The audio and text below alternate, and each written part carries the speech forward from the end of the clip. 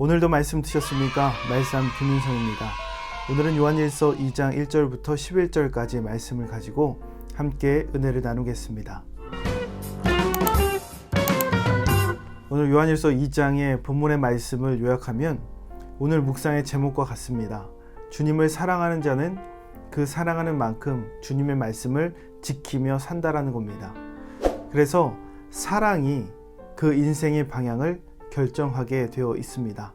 5절과 6절 말씀을 한번 보십시오. 누구든지 그의 말씀을 지키는 자는 하나님의 사랑이 참으로 그 속에서 온전하게 되었나니 이로써 우리가 그의 안에 있는 줄을 아노라. 그의 안에 산다고 하는 자는 그가 행하시는 대로 자기도 행할지니라. 하나님의 사랑이 온전한 사람들은 그 말씀을 지키며 산다는 거예요. 예수님께서 보여주셨던 그 모습, 행하셨던 그 모습을 자신도 행하며 산다라는 것이죠. 사랑하는 사람들을 한번 보십시오. 연인 사이거나 그리고 부부 관계거나 자녀이거나 사랑하는 사람의 그 관계 속에서 보면 그 대상에 대한 이해와 그 대상에 대한 이야기 그리고 그 대상이 말하는 것들을 맞춰주며 산다라는 것이죠. 한 가정에 아이가 태어나 보십시오. 그때부터 이 가정의 모든 초점은 새로 태어난 자녀에게, 아이에게 모두가 맞춰집니다. 모든 기준, 모든 삶의 패턴 다 맞춰간다는 겁니다. 왜요? 사랑하기 때문이죠. 마찬가지로 하나님을 사랑하면 우리의 삶 속에 나타나는 변화들이 있어요. 하나님을 사랑하는 자에게는 반드시 나타나는 삶의 변화. 그래서 사랑이 그 인생의 방향을 결정하게 되는데 어떠한 방향을 결정하는가 오늘 본문을 통해서 알 수 있습니다. 바로 편의가 아니라 신의의 삶을 살아갈 수 있게 된다는 겁니다. 편의가 아니라 신의의 방향으로 살아가게 된다라는 것이죠. 1절 말씀을 보십시오.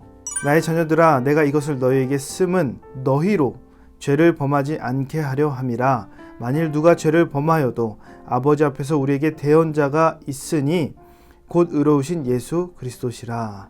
아멘. 예수님이 우리의 대언자시라는 겁니다. 우리를 변호해 주신다는 거예요. 사도 요한이 오늘 이 서신을 쓴 이유에 대해서 죄를 범하지 않게 하기 위해서 썼다라고 기록하여 있습니다. 우리를 변호하는 예수 그리스도, 우리의 죄악을 사하시는 그 예수 그리스도의 능력을 말하면서 이 서신을 쓴 이유는 죄를 범하지 않게 하기 위해서 썼다라고 이야기하고 있죠. 예수님을 사랑하는 사람들은 예수님을 편의의 대상으로 삼지 않습니다. 예를 들어서 우리가 스키장에 가면 리프트 밑에 안전그물이 설치되어 있는 것을 볼 때가 있습니다.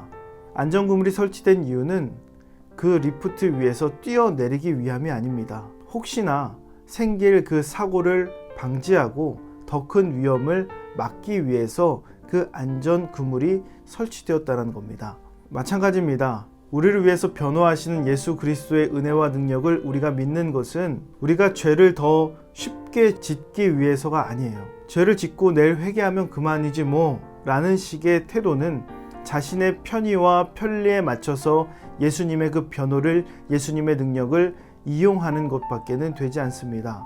오히려 우리가 예수님을 사랑하는 마음이 가득 차게 되면, 우리가 예수님을 인격적으로 만나게 되면 나타나는 변화가 무엇입니까? 내 안에 죄된 모습들이 너무나 많아서 이제 다시는 이 죄된 모습들, 죄악을 짓지 않으려는 그 마음들이 생겨요. 죄와 멀리하고 예수님의 기준을 따라 살아야겠다라는 그 결단의 마음들이 생깁니다. 물론 그 이후에도 우리가 많은 죄를 짓고 살아요. 그렇다고 해서 그 죄를 내가 마음대로 짓고 나서 예수님의 능력으로 내가 회개하면 되겠지라는 태도가 아니라 계속해서 내가 죄를 짓지 않으려고 하는 마음, 내가 예수님의 그 모습을 닮아가려고 하는 그 신뢰를 지키는 그 마음과 모습이 우리의 삶 속에 나타나게 된다는 겁니다. 새해 둘째 날입니다. 새해의 다짐이 벌써 무너지고 죄악된 모습으로 십자가를 죄의 안전장치로 삼고 살고 있진 않습니까? 어떻게든 죄를 짓지 않으려는 마음으로 우리가 살아야 됩니다. 그 모습이 중요하다라는 것이죠. 두 번째로 시험 감독이 아니라 시범 조교로 살아가는 삶의 방향을 결정해 준다라는 겁니다. 시험 감독이 아니라 시범 조교의 삶을 하나님께서는 요청하신다라는 겁니다. 6절 말씀을 보니까 사랑하면 그 자신도 그렇게 산다라고 되어 있어요. 그러면서 9절 이하의 11절까지 말씀을 보면 형제 사랑에 대한 이야기가 나옵니다. 예수님의 그 사랑을 요약하면 하나님 사랑과 이웃 사랑이에요. 이 형제 사랑을 빼놓을 수가 없죠. 그런데 우리가 믿음의 삶을 살아가면서 쉽게 실수를 저지르는 부분이 있습니다. 이것은 헌신을 많이 할수록, 경건의 삶을 많이 산다고 하면 할수록 자주 하는 실수들입니다. 바로 자신의 행위를 정죄의 도구로 삼는 거예요. 자신의 헌신을 정죄의 수단으로 삼는 겁니다. 형제를 사랑하기보다 정죄해요. 사랑이란 것으로 포장하면서 실상 그 내용은 정죄하는 말입니다. 너 이렇게 똑바로 살아야 돼. 나는 이렇게 사는데 너는 왜 이렇게 못 살아? 라고 정죄하는 거죠. 마치 예수님 시대에 바리새인들이 그렇게 했던 것처럼 보여주는 식의 그 모습을 통해서 다른 사람을 정죄하는 거예요. 이렇게 금식해야지, 안식일엔 이렇게 쉬어야지, 이런 일을 하면 안 되지, 왜 그렇게 하느냐? 라는 식의 정죄의 말, 나는 그렇게 살지 않는다 라고 하면서 자신의 헌신과 자신의 그 믿음의 태도를 정죄의 도구와 수단으로 삼는 경우가 많이 있습니다. 정죄하는 마음은 주님을 사랑하는 마음이 아닙니다. 주님을 사랑하면 내가 얼마나 죄악투성이인지 알 수 있어요. 내가 얼마나 더러운 존재인지 알 수 있어요. 그러니까 내가 얼마나 더러운지를 깨닫기 때문에 다른 사람이 더럽다고 해서 그것을 누가 정죄할 수 없습니다. 왜요?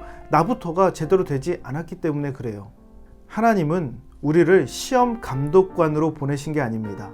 우리를 시험 감독관으로 누군가를 골라내고 잣대 삼아서 평가하라고 우리를 부르시지 않았습니다. 하나님은 우리를 시범 조교로 부르셨어요.